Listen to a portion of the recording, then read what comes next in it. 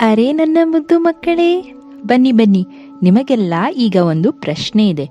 ನಿಮಗೆ ಪರಿಚಯ ಇರುವ ಯಾರಾದರೂ ಯಶಸ್ಸನ್ನು ಹೊಂದಿದಾಗ ಅದನ್ನು ನೋಡಿ ನಿಮ್ಮ ಮನಸ್ಸಿನಲ್ಲಿ ಅಸೂಯೆ ಆಗಿದ್ಯಾ? ನನಗೆ ಮೊದಲು ಆಗ್ತಾ ಇತ್ತು. ಆದರೆ ಮಕ್ಕಳೇ, ಅಸೂಯೆ ನಮ್ಮ ಜೊತೆಗೆ ಇರುವ ಶತ್ರು. ನಮ್ಮ ಶಾಂತಿ ಮತ್ತು ಸಂತೋಷವನ್ನು ಮೌನವಾಗಿಯೇ ಕದ್ದುಕೊಂಡು ಹೋಗುತ್ತದೆ. ಇಂದು ಅದನ್ನು ಕುರಿತು ಮಾತಾಡೋಣ ಬನ್ನಿ. ನಾನು ನಿಮ್ಮೊಂದಿಗೆ ಒಂದು ಕಥೆಯನ್ನ ಹಂಚಿಕೊಳ್ತೇನೆ. ಮಹಾಭಾರತದಲ್ಲಿ ಒಬ್ಬ ವ್ಯಕ್ತಿ ಅಸೂಯೆಯಿಂದಾನೇ ಕಂಗಾಲಾಗಿದ್ದನು. ಅವನು ಯಾರು ಅಂತ ನೀವು ಊಹಿಸಬಲ್ಲಿರಾ? ಹಾ, ಸರಿಯಾಗಿ ಊಹಿಸಿದ್ರಿ. ಅವನೇ ದುರ್ಯೋಧನ.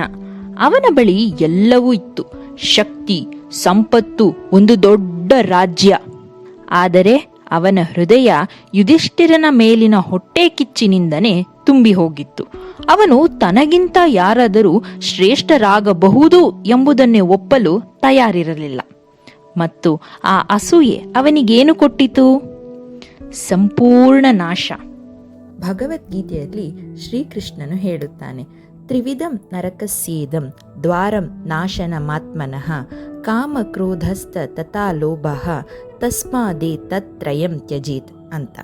ಅಂದರೆ ಕಾಮ, ಕ್ರೋಧ ಮತ್ತು ಲೋಭ ಇವು ಆತ್ಮನಾಶಕ್ಕೆ ಕಾರಣವಾಗುವ 3 ಬಾಗಿಲುಗಳು.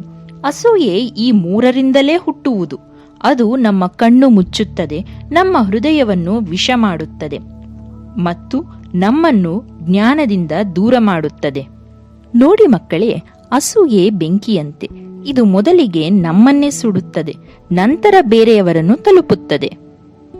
ನೀವು ಇತರರೊಂದಿಗೆ ನಿಮ್ಮನ್ನು ಹೋಲಿಸುತ್ತಿದ್ದಂತೆಯೇ ನಿಮ್ಮ ಶಕ್ತಿಗಳನ್ನು ಮರೆತು ಬಿಡುತ್ತೀರಿ. ನನ್ನ ತಾಯಿ ಸದಾ ಹೇಳುತ್ತಿದ್ರು, ತೆಂಗಿನ ಮರಕ್ಕೆ ಮಾವಿನ ಮರದ ಮೇಲೆ ಹೊಟ್ಟೆ ಕಿಚ್ಚು ಇರುವುದಿಲ್ಲ.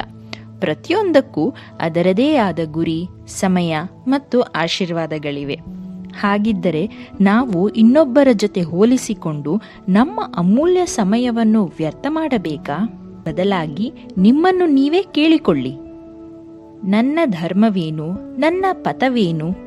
ಕೃಷ್ಣನು ಅರ್ಜುನನಿಗೆ ಹೇಳುತ್ತಾನೆ, ಶ್ರೇಯಾನ್ ಸ್ವಧರ್ಮೋ ವಿಗುಣಃ ಪರಧರ್ಮಾತ್ ಸ್ವನಿಷ್ಠತತ್. ಅಂದರೆ ನಿಮ್ಮದೇ ಆದ ಜೀವನವನ್ನು ಅಪೂರ್ಣವಾಗಿ ಬದುಕುವುದು ಇತರರ ಜೀವನವನ್ನು ಪರಿಪೂರ್ಣವಾಗಿ ಅನುಕರಣೆ ಮಾಡುವುದಕ್ಕಿಂತ ಉತ್ತಮ. ಮಕ್ಕಳೇ, ನಿಮ್ಮ ಪಥವು ವಿಶಿಷ್ಟವಾಗಿದೆ. ಅದನ್ನು ಅಸೂಯೆಯಿಂದ ಅಲ್ಲ, ನಂಬಿಕೆಯಿಂದ ಹೆಜ್ಜೆ ಹಾಕಿ. ಮುಂದೆಂದಾದರೂ ನಿಮಗೆ ಮತ್ತೆ ಹೊಟ್ಟೆ ಕಿಚ್ಚಿನ ಅನುಭವವಾದರೆ ಏನು ಮಾಡಬೇಕು ಗೊತ್ತಾ? ಒಂದು ಕ್ಷಣ ನಿಂತು ನಿಮ್ಮ ಕಣ್ಣು ಮುಚ್ಚಿ ಮತ್ತು ನಿಮ್ಮನ್ನೇ ನೀವು ನೆನಪಿಸಿಕೊಂಡು ಒಂದು ಮಾತನ್ನ ಹೇಳಿಕೊಳ್ಳಿ. ಅದೇನೆಂದ್ರೆ, ನಾನು ಸಹೃದಯಿ. ಇತರರ ಯಶಸ್ಸನ್ನು ನಿಮ್ಮದೇ ಎಂದು ಸಂಭ್ರಮಿಸಿ. ಆಗ ಜೀವನ ನಿಮ್ಮ ಮೇಲೆ ಸಮೃದ್ಧಿಯಾಗಿ ಹರಿದು ಬರುತ್ತದೆ. ಈಗ ಹೇಳಿ ಮಕ್ಕಳೇ, ನೀವು ಯಾವುದನ್ನ ಆಯ್ಕೆ ಮಾಡಲಿದ್ದೀರಿ? ಅಸೂಯೆ ಎಂಬ ಬೆಂಕಿಯೋ, ತೃಪ್ತಿಯ ಶಾಂತಿಯೋ? ಕೆಳಗಿನ ಕಾಮೆಂಟ್ಸ್ನಲ್ಲಿ ನನಗೆ ತಿಳಿಸಿ, ನೀವು ನಿಮ್ಮ ಜೀವನದಲ್ಲಿ ಅಸೂಯೆಯನ್ನ ಹೇಗೆ ನಿವಾರಿಸುತ್ತೀರಿ ಅಂತ. ಮತ್ತು ಈ ಜ್ಞಾನ ನಿಮ್ಮ ಹೃದಯವನ್ನು ಮುಟ್ಟಿದ್ದರೆ ಇದನ್ನ ಯಾರಿಗಾದರೂ ಹಂಚಿಕೊಳ್ಳಿ. ಅವರನ್ನು ಬೆಳಕಿನ ದಾರಿ ತಲುಪಿಸಿ. ನಾವು ಬೆಂಕಿ ಹಂಚಿಕೊಳ್ಳೋಣ ಎಂದು ಅಲ್ಲ, ಬೆಳಕು ಹಂಚಿಕೊಳ್ಳೋಣ ಅಂತ. ಮತ್ತೊಮ್ಮೆ ಭೇಟಿಯಾಗುವವರೆಗೂ ಕೃಷ್ಣನ ಜ್ಞಾನ ನಿಮ್ಮ ಹೃದಯವನ್ನ ಬೆಳಗಲಿ. ದಯಾಳು ಆಗಿ, ಕೃತಜ್ಞತೆ ಇರಲಿ ಮತ್ತು ಎಲ್ಲಕ್ಕಿಂತ ಮುಖ್ಯವಾಗಿ ಸಂತೋಷದಿಂದಿರಿ.